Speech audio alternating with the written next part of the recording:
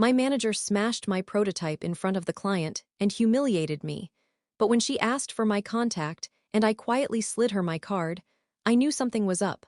What happened next made my manager beg like his job depended on it. The crunch of metal and plastic split the air like a gunshot.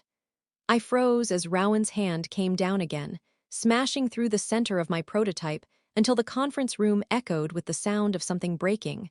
Something that wasn't just my work, but years of my life. Tiny machined components bounced across the tile, skittering under chairs like insects fleeing a fire. "This," Rowan said, shaking the twisted frame of my model for everyone to see, "is what happens when you waste company resources chasing fantasies." He turned to the client sitting at the head of the table, an elegant woman in a dark gray suit who hadn't spoken once since the meeting began. "Don't worry, Miss Keene," he said smoothly, that fake charm sliding into place. "We'll build a version that actually works with a real team." The room went silent. My throat locked up. I couldn't even move. I'd spent 8 months developing that exoskeletal mobility prototype, a fully mechanical assistive frame that didn't need batteries, motors, or external power. It wasn't just a project. It was my answer to what modern design had been getting wrong for decades. And now it was scrap metal on the floor. Miss Keene's gaze drifted over the mess. Her eyes, sharp and unreadable, flicked from the shattered prototype to Rowan's smug smile, and then landed on me. "Can I have your contact information?" she asked quietly. The words caught me so off guard I almost didn't process them. I fumbled for one of the personal business cards I'd printed myself after Rowan forgot to order company ones for me. When I handed it to her, his smile twitched, just a fraction, but I saw it. "I'll be in touch," she said, standing. Her tone was neutral, but her eyes weren't. They were measuring. The second the door closed behind her, Rowan's voice turned sharp again. "Clean this up, Mara. Maintenance can handle it later, but I don't want a mess when investors come through." "These are custom parts," I managed. My voice barely worked. "Custom parts for a dead project," he said without looking at me. "The design review committee agreed. We're going with my framework." I blinked, confused. "You never submitted my documentation. You said the review was next week." He straightened his tie, not even pretending to hide the smirk. "I fast-tracked it. Your design was unrealistic." Something broke inside me then, not just anger, but the kind that leaves your body shaking even after the room is quiet again. He walked out like nothing had happened. I sank to my knees, gathering the pieces of my shattered work. My hands trembled, fingertips bleeding from sharp metal edges. For a moment, I thought it was over. Months of work erased. My credibility gone. But when I turned one of the broken parts over, I saw something, my initials, stamped into the underside during the prototype build. A mark no one else knew was there. Rowan thought he'd buried me. He didn't realize he'd just handed me the proof I'd need to destroy him. My name's Mara Devlin, and up until that day, I thought hard work could outshine politics. I was wrong. When I joined Orion Mobility Systems 3 years ago, it felt like a dream. I just finished my master's in mechanical engineering at Purdue, specializing in adaptive mechanisms for prosthetics. Orion's mission sounded noble, creating mobility tech for communities where power infrastructure couldn't support traditional electronic devices. It reminded me of my dad. He'd lost a leg in a construction accident when I was 13, and I'd watched his prosthetic fail every time the battery died. I wanted to build something better for people like him. For a while, I thought Orion wanted that too. Then Rowan Hale arrived. He came from a flashier company, full of buzzwords and branding talk. The kind of guy who made engineers feel small with a single raised eyebrow. Within a month of him taking over our division, everything changed. He started gutting low-cost mechanical projects in favor of high-end electronic systems that looked innovative for investors. Never mind that they'd be useless in places without reliable electricity. Still, I kept my head down and built anyway. I worked weekends, slept in the lab sometimes, ate out of vending machines. My coworkers joked I was building a secret robot army. I didn't tell them I was building something real, a fully mechanical assistive exoskeleton that could adjust pressure and balance without a single circuit. Rowan hated it. Said it was cute, like a science fair concept. But he didn't stop me at first. I think he underestimated how far I'd get. Then, 6 months in, the company landed a major potential partnership with the Keene Foundation, one of the biggest global distributors of assistive tech. I was told my prototype would be featured in the demo, and for once, I felt hope. Except Rowan insisted on presenting it himself. I should have known better. He changed my slides, took my name off the cover, even replaced my intro video with generic promo footage. Still, I told myself it didn't matter. If the work spoke for itself, maybe it'd survive the politics.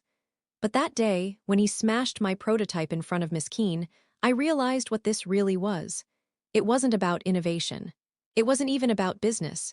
It was about power. Rowan wanted to make sure no one, not the board, not the clients, and definitely not me, ever saw what I was capable of. He'd been erasing my work for months.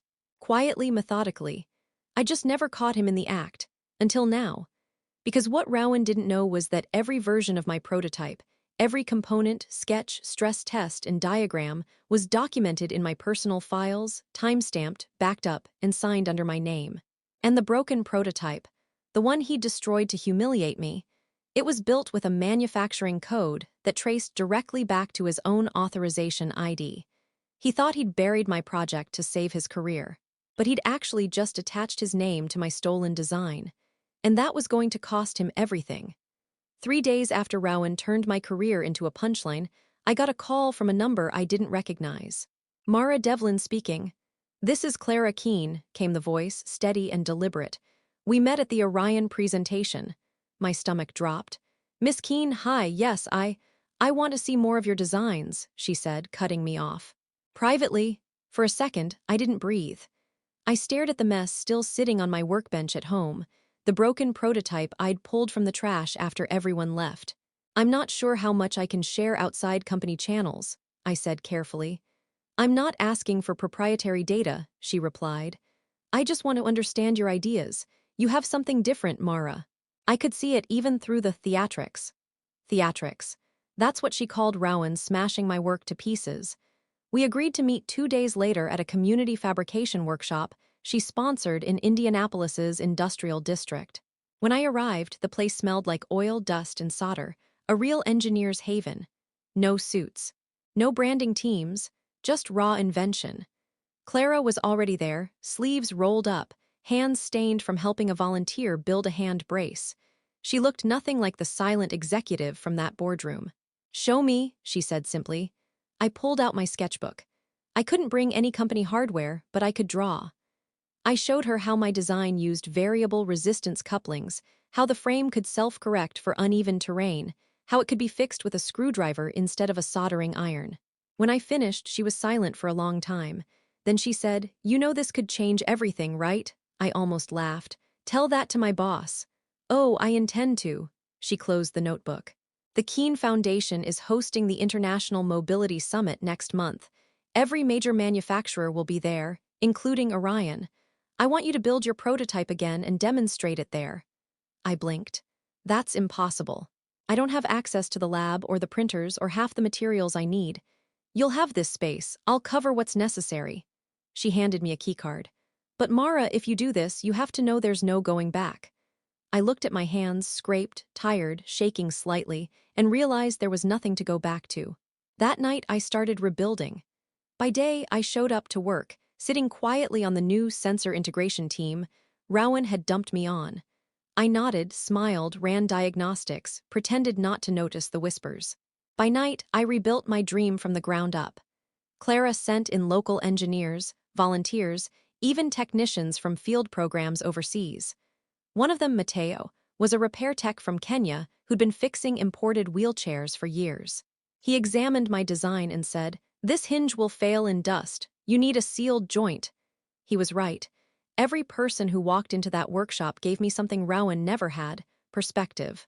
3 weeks in, I stood in front of my rebuilt prototype, a sleek, silver exoskeletal frame designed to run on human motion, not electricity. It wasn't flashy, but it was real. And this time, it carried my name. Still, the closer we got to the summit, the more I felt a cold, creeping fear. Rowan didn't know yet, but he would. And when he found out, he wouldn't just try to stop me. He'd try to destroy me completely. The morning of the Mobility Summit, I woke up before sunrise. My stomach was in knots, but my hands were steady as I loaded my prototypes into the van.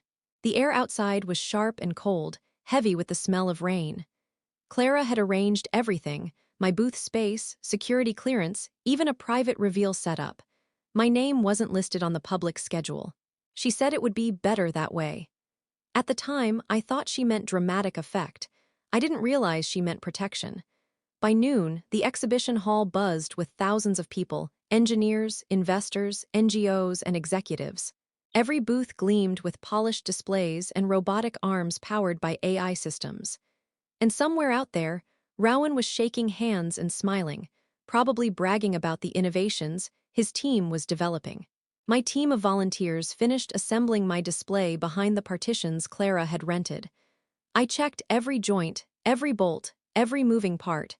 It was perfect. At 2:00 p.m., Clara stepped onto the stage and addressed the crowd. "Today," she said, "we're featuring innovations that change how accessibility is imagined, not just where it's profitable." Her gaze swept the room, then she gestured to the back wall. "Our next demonstration comes from a mechanical engineer whose work has redefined independence without reliance on power grids. Please welcome Mara Devlin." When the partitions rolled away, the reaction was instant: murmurs, camera flashes, gasps. And then I saw him. Rowan, near the front of the crowd, his expression freezing when he saw me. His eyes darted from the prototypes to Clara to the banners behind me, all bearing my name and the Keen Foundation logo. For a brief moment, I watched the color drain from his face. It was the first time I'd ever seen him lose control. I took a breath and started my demo. I showed how the adaptive joints worked, how the weight distributed, how the frame could be reassembled with only a wrench. I walked an attendee across uneven flooring, showing how the mechanisms adjusted in real time. By the time I finished, the crowd was pressing closer, throwing questions, offers, business cards. I felt something I hadn't in months: power. Then Clara appeared beside me, smiling as she spoke with a tall, gray-haired man in an understated suit. He looked familiar, though I couldn't place him, until she said his name. "Mr. Roland Pierce, founder of Orion Mobility Systems." My pulse stuttered. Roland Pierce, the man who'd started the company I'd once believed in. He extended his hand to me. "I'm told these designs were part of Orion's early research pipeline," he said, voice polite but probing. "I was surprised to see them presented here." I hesitated, glancing at Clara. She didn't answer. "These designs," I said carefully, "were developed independently under my own concept notes." Pierce's gaze sharpened. "Interesting, because Mr. Hale, Rowan, presented a near-identical framework last month, claiming it as his mechanical concept. He said the company had abandoned it after proving it unfeasible." It hit me like a slap. He'd not only destroyed my prototype, he'd already taken credit for it, across the industry.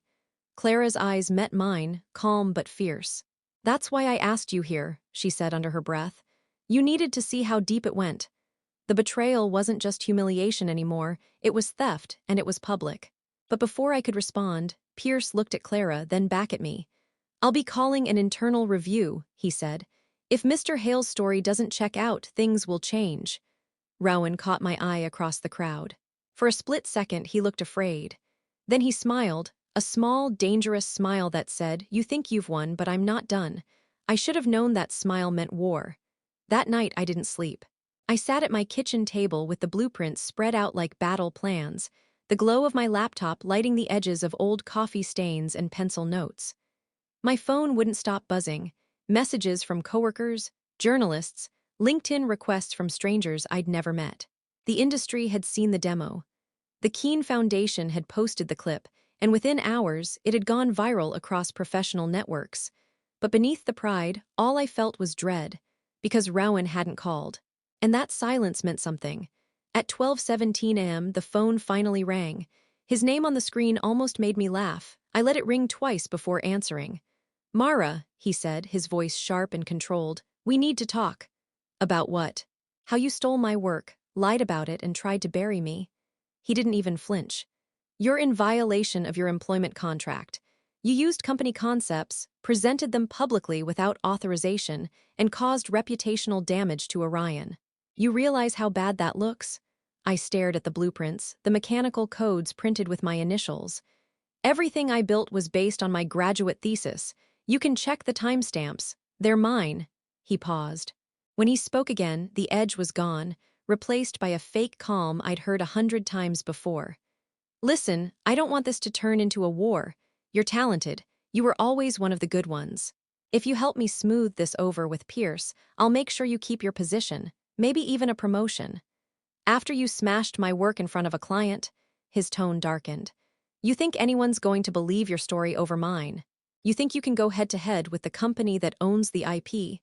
I didn't respond. He didn't know yet that I'd already started my counterattack. The next morning, I met Clara and her legal advisor in her office downtown. She looked more tired than I'd ever seen her. Rowan called me this morning, she said. He's claiming you violated multiple non-disclosure clauses and used Orion resources without permission. He's building a case. Then we build ours faster. Her lawyer, a quiet man named Elias Tors, opened a binder thick with documentation. We've reviewed your design archives, he said. The mechanical adaptations in your prototype are all traceable to work you completed before your employment at Orion. Every timestamp, every schematic, it's airtight. What about the manufacturing codes? I asked. The components used Orion equipment. Elias smiled faintly. And were approved under Rowan's credentials. That means he signed off on every part you used. If this goes to arbitration, he'll have to explain why he authorized material use for a project he now claims was unauthorized. That's when the plan began to form. We'd let him escalate, let him accuse me publicly, let him dig his own grave. And when he did, I'd drop everything. The timestamps, the authorization records, the footage Clara's security team had from the demo showing Rowan's earlier lies, even his internal emails where he dismissed the designs as useless prototypes. But I wasn't after a quiet settlement. No, I wanted everyone, the board, the industry, every person who'd ever been silenced by people like him, to see exactly what he'd done.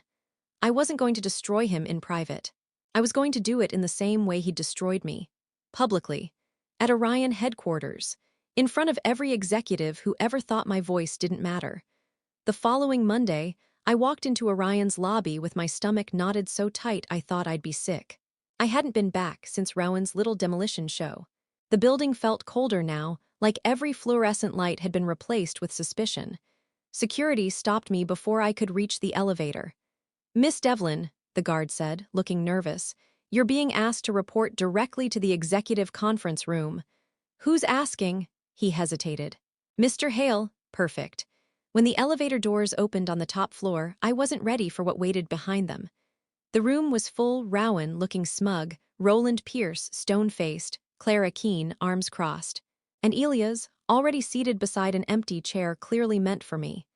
Miss Devlin, Pierce said, gesturing toward the chair, thank you for coming. Mr. Hale has raised serious allegations concerning intellectual property violations. We'd like your response.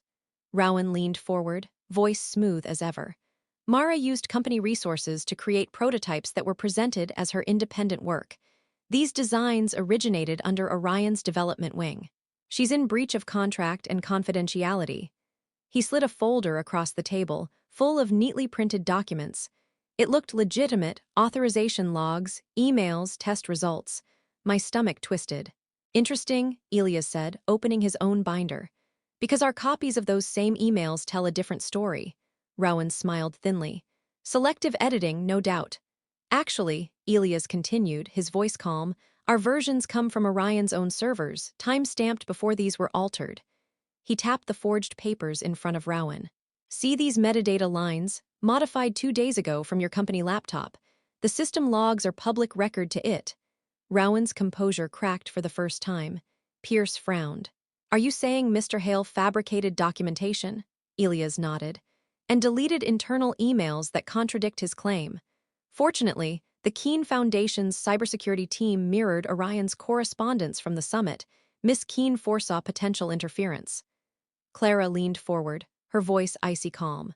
You tried to erase Mara's designs, then you falsified records to claim them as your own.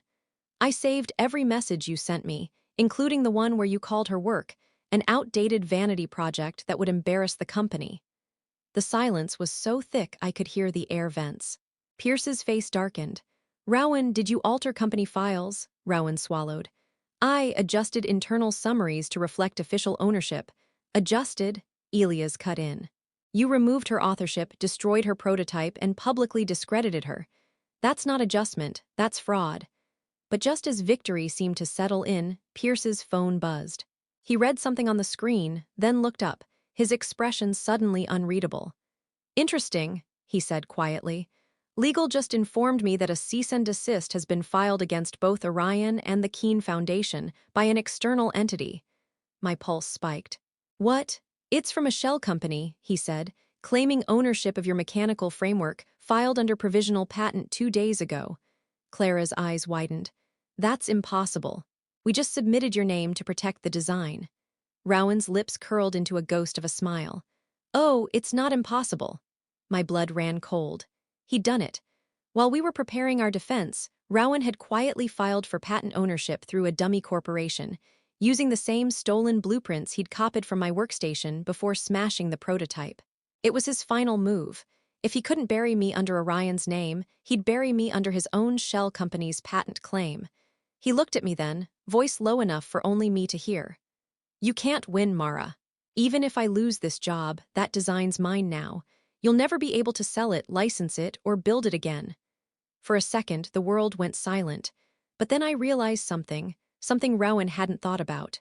That provisional patent required proof of design authorship. Proof only he had claimed to have. Except I had something he didn't. The original build log, with his digital signature authorizing every single part. The trap he'd built for me was about to become the noose around his own neck. I thought Rowan had sabotaged me out of ego, or fear, or pure corporate cruelty. I was wrong. It was worse. 3 days after that board meeting, I met with Pierce and Elias again in a small glass office overlooking downtown. The air felt heavy, like everyone in the room already knew something I didn't. Mara, Pierce said slowly, our investigation uncovered some details you should see. He slid a thin folder across the table. Inside were copies of bank transactions, emails, and a confidential memo from Orion's accounting department. Every line was a blow to the chest. Rowan hadn't been trying to destroy my prototype because it was impractical. He'd been paid to. For almost a year, he'd been taking under-the-table money from Vionix Technologies, one of Orion's biggest competitors. They specialized in high-cost, battery-reliant mobility systems, the same systems my design would have made obsolete. Elias explained quietly, they funneled payments through consulting invoices, fake advisory fees. Each transfer coincides with key project reviews you were excluded from. I stared at the papers, my pulse roaring in my ears. So he wasn't protecting the company's interests. Pierce's jaw tightened. No, he was protecting his own deal. Vionix planned to acquire Orion's mechanical division once your project failed. He guaranteed them an inside edge by ensuring no competing mechanical designs succeeded. That's why he joined Orion in the first place. He wasn't a visionary or a perfectionist. He was a plant. And my project. It wasn't just inconvenient. It was a threat worth destroying. Elias continued. When he realized your design might survive internal review, he accelerated his sabotage. Destroying your prototype in front of Miss Keene wasn't just personal. It was calculated to humiliate you publicly so the idea would die permanently. I felt sick. I remembered his face that day, so calm, so certain. Like he wasn't improvising cruelty. He was executing a plan. Pierce leaned back, exhaling. He nearly got away with it.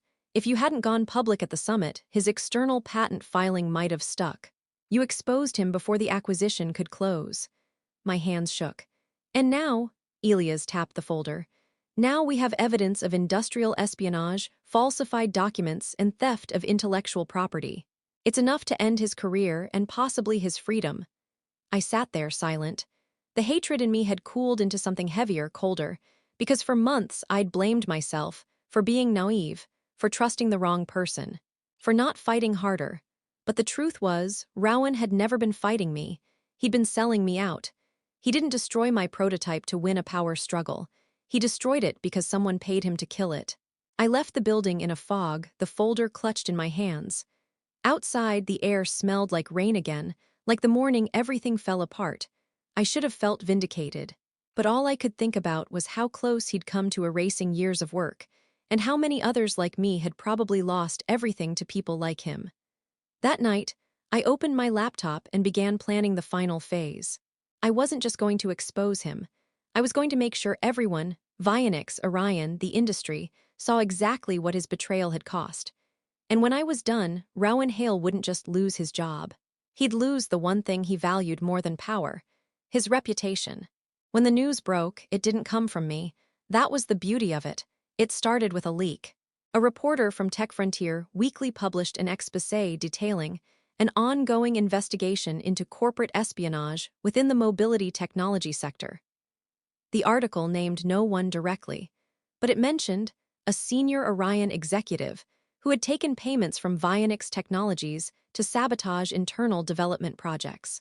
Within hours, every tech blog, engineering journal, and LinkedIn post was ablaze with speculation. By the next morning, Rowan Hale's name was everywhere. The evidence trail Elias had built was surgical: payment logs, redacted emails, the fake invoices, the mirrored patent filings showing his signature on stolen schematics, even the metadata from his forged documents. The narrative was undeniable, and it spread faster than he could contain it. When Pierce finally called the emergency board meeting, the board didn't debate. They voted. Unanimously. Immediate termination. Pending legal action. Rowan didn't take it quietly. He stormed through the building that morning, shouting about smear campaigns and corporate betrayal. But by then, it didn't matter. Security escorted him out while a dozen employees recorded him on their phones. By evening, the clips were all over social media. And just like that, the man who thought humiliation was power became a cautionary tale. But I wasn't finished. Because revenge isn't about watching someone fall, it's about reclaiming what they tried to take. A week later, I stood in the same boardroom where he'd smashed my prototype months earlier. This time, the air smelled like fresh paint and coffee instead of fear. Pierce sat at the head of the table, Clara beside him. "Mara," he said, "Orion is restructuring. I'd like you to lead our new division for mechanical adaptive systems in partnership with the Keen Foundation." I didn't hesitate. "Under one condition," I said. "Full design autonomy, no interference. Transparent oversight." Pierce smiled faintly. "Agreed." When I walked out of that room, sunlight hit the glass wall in front of me, throwing a reflection across the floor.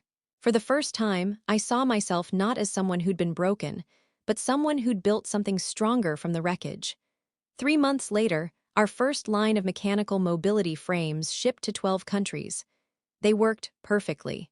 No batteries, no fragile wiring. Just clean, simple engineering that could be repaired anywhere. I started getting messages from clinics overseas, photos of children walking for the first time, people regaining independence without relying on power or cost.